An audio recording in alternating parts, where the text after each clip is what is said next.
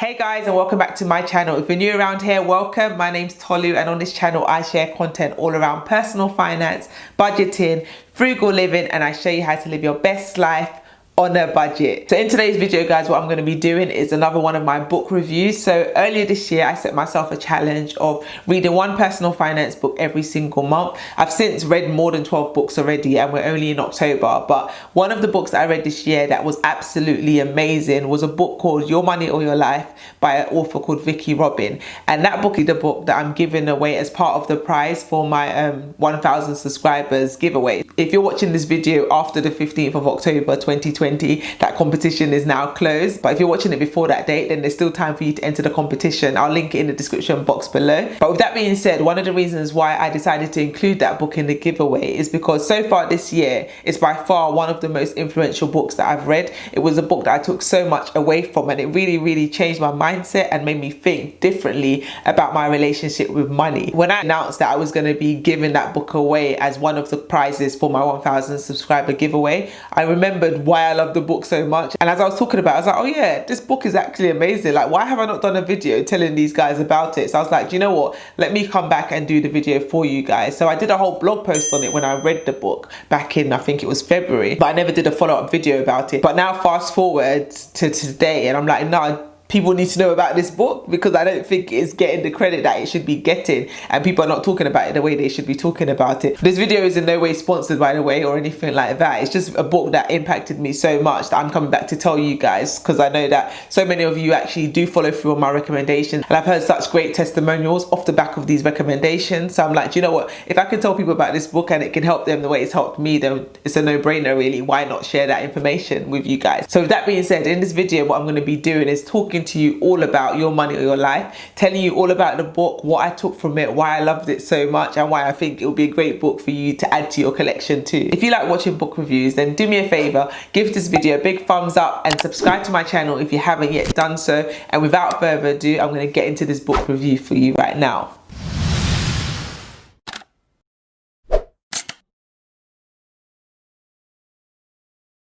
Your Money or Your Life was co-written by Vicki Robin and a now deceased Joe Dominguez back in 1992, and she has since now written the modified version of it. So Vicki Robin is a very well-known author, innovator, public speaker, and just all-round boss when it comes to the topic of finance.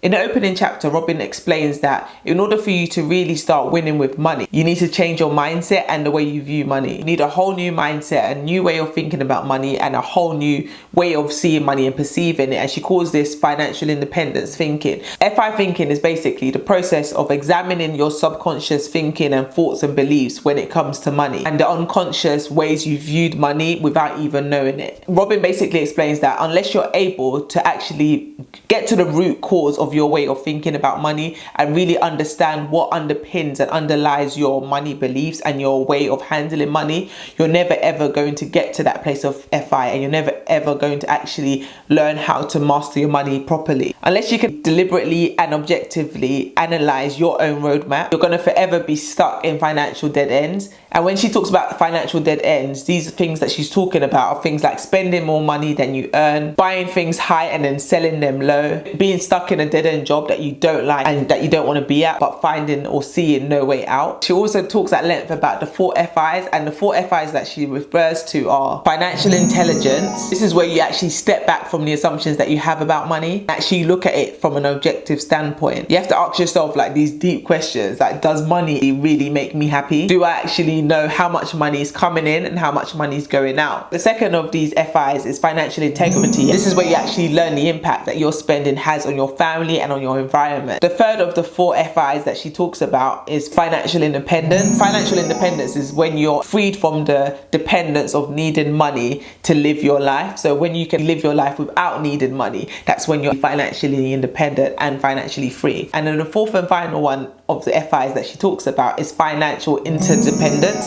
Interdependence, yeah, I think I said the word right.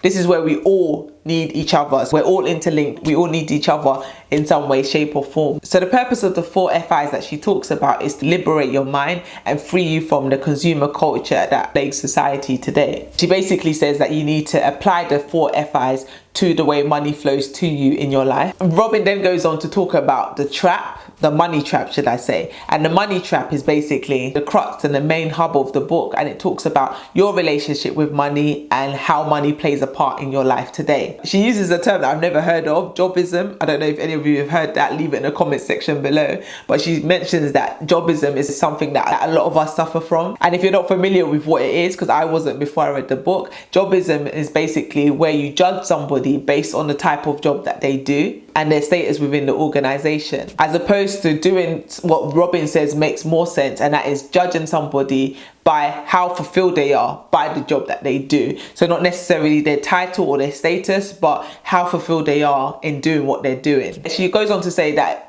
for a lot of us, we actually spend a lot of our lives and a lot of our times doing jobs that we don't actually enjoy doing, that we don't particularly want to do, but we just do it because we need to make a living. And she actually makes a great point in the book talking about, are you making a living or are you making a dying? And when I read that in the book, I was like, making a living or making a dying? But she really goes on to explain further in the book what she means by that, and it was an eye-opener for me, definitely.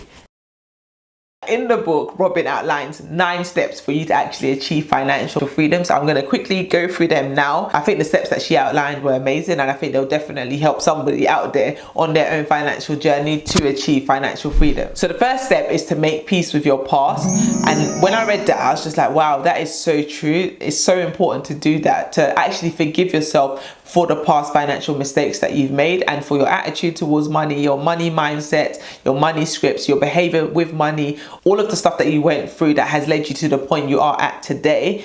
It's time to actually forgive yourself for that so that you can actually move forward and have a better financial future. Once you've done that, she also says you should now calculate your net worth. So in case you don't know how to calculate your net worth, all you need to do is add up all your assets and minus all your liabilities. And when I say assets, that's everything from your house, if it's paid off, to your clothing, your shoes, anything that you have that's of any kind of monetary value. You're going to take all your liabilities and take them away from that. So that total that you're left with, whether it's a positive or a negative, that is your net value. And then you can see in black and white exactly where you are today. So in step 2, she talks about being in the present and tracking your life energy. Now, when I read about life energy, I was like, what is life energy? But she goes on to explain exactly what life energy is. So she basically explains that money is something that we trade our life energy for. So every single time we do something, every transaction we make, that is a transaction of our life that we're making. So anytime you're buying a pair of shoes, you're not just spending £300 on those shoes, but you're spending 3 hours of your life, or however much you're paid. It might be 3 hours, it might be even 10 hours of your life. That shoe has basically cost you 10 hours of your life. Every financial decision we make is our life being spent. So we have to make sure that we're actually spending it in a wise way. So in step 2, she also talks about calculating your real hourly wage. A lot of us, we calculate our hourly wage based on our salary. So it's like, okay, I'm on £30,000 a year. I don't know how much that is per hour, but whatever that is, that's how much we think our hourly wage is. But she tells you to calculate your real hourly wage. And when she talks about real, she's talking about you need to deduct all the other costs basically that come out of that hour. Whatever all the expenses are that contribute to you being able to do your job, those need to be deducted from your hourly wage. So what you find when you actually calculate your real hourly wage is that you're earning a lot less than you think. So yes, that job in the city may pay you £50,000 a year, but when you've deducted all of those costs that you maybe didn't think about at the beginning, you might only end up on a 20k salary. So then maybe it might be a better idea to take a job paying £20,000 that's closer to home. So not only are you saving on travel and all those additional expenses that you may have, but you also get more of your life back. Once you know exactly how much your hourly wage is, the third step is to now calculate exactly where all your money is going. So once you know exactly how much you're earning, now you need to know where all that money that you're earning is going. In step 4, Robin gives 3 really good important questions that you need to ask yourself. So the first question is, did I actually receive satisfaction, fulfillment, enjoyment and value in proportion to the actual life energy that I've spent?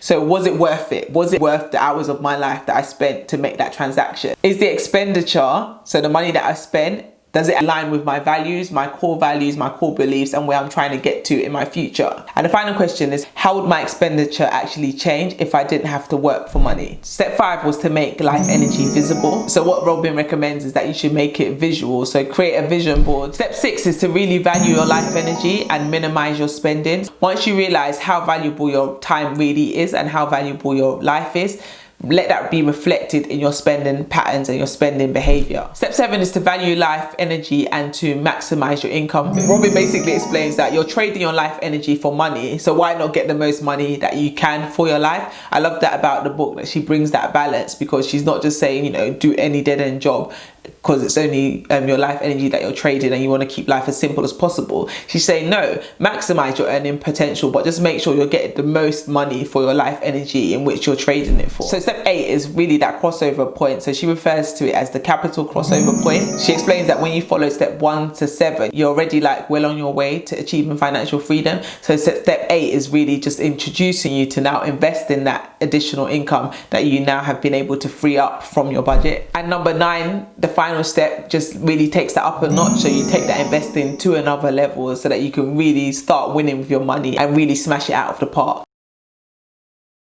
There was so much that I loved about the book, but I'm conscious that I spent so long explaining the first 9 steps. But with that being said, I'm just going to share 4 things that I really loved about the book. So the first thing that I loved about the book was the whole concept of really calculating your hourly wage. I really love the fact that she made it seem more real and really made it clear what we actually do on a daily basis. Something that I didn't really think about before reading this book. The fact that we are spending our lives, we're not actually just spending money. So every decision we make in terms of a financial commitment, or, you know, how much we earn, etc., that is our time and that is our life that we're trading for money. So let's trade it wisely. I love the fact that she talked about, are you making a living or are you making a die-in? Because a lot of us think that we're making a living, but we are making a die-in because we are doing jobs that we don't necessarily want to do. We're in careers that we don't necessarily want to be in the long run, but we just do it because we feel like we need so much money to survive. But how much money do you actually need to be you? That was something I thought was brilliant, that she asked those questions, because it was very thought-provoking. Because it's like, okay, if I don't actually need that much, £100,000 to be me and to be happy and comfortable, then why am I breaking my back to do this and then sacrificing things that are actually more important to me, such as time at home with my family, time with my kids, seeing my sons grow up? Am I just going to trade all of that for more money at the sacrifice of them? Or am I going to really, you know, think about what's most important to me, what's of most value, and focus on doing that thing? And that's something that it really made me start thinking about. So I appreciated that from the book. Yeah, I like the fact that she talks so much about tracking all your expenses. As a budgeter, like, you know, you've watched any of my budgeting videos, you know that I love a good budget. So it was good to see that she was talking about budgeting and how important it is to have such a close eye on the numbers and see where all your money is coming and going from. And I like the way she actually reclaimed the word frugality. So I didn't talk about that previously, but in the book she talks about the fact that, you know, people look at frugal as a negative thing, but she really breaks down why it's not a bad thing, why being frugal is actually a good thing. And I was like, yeah, team frugal, because it was like, yeah, what she was saying was so true. So it's not a case of, you know, just being a cheapskate. It's more of a case of not being wasteful and being more mindful of and conscious of how you use your things and use your money and use your time and ultimately spend your life. Yeah, she talks about when you're frugal, you basically enjoy the things you have, and when you're not frugal, you tend to be a lot more wasteful. And I was like, that's actually so true. So like me, for example, in the past, I could have 100 dresses in my wardrobe, and I'm going out tonight and I'm like, I don't have nothing to wear, I have no clothes. And it's like, no, Tolu, you have a lot of clothes. Your wardrobe is full to the brim with clothes, but yeah, I have no clothes, because in my head, it's like, no, I want something new. Whereas the frugal way would be like, no, I've got plenty of options. I can definitely work with what I have and I can make it look good. And yeah, I just love that mindset and that attitude towards money and towards spending. And it just means that the less purchases that I'm making unnecessarily, the more money that I have to free up to actually do things that are more important to me and that matter to me the most. So yeah, in summary, I would definitely recommend this book to anybody interested in money mindset, personal finance, and just really developing a good relationship with money. It's definitely one that's worth reading. It's not like any other personal finance book that I've actually read this year. It was one that really opened my mind to a new way of thinking about money, and I think it's definitely worth a read if you haven't read it yet already. If you have read it already, actually, I'll be interested to know your thoughts in the comment section below. But with that being said, guys, thank you so much for watching my book review. If you haven't yet given this video a thumbs up, give it a thumbs up, subscribe to my channel, and I'll see you on my next video. Thank you so much for watching, guys. Take care, bye.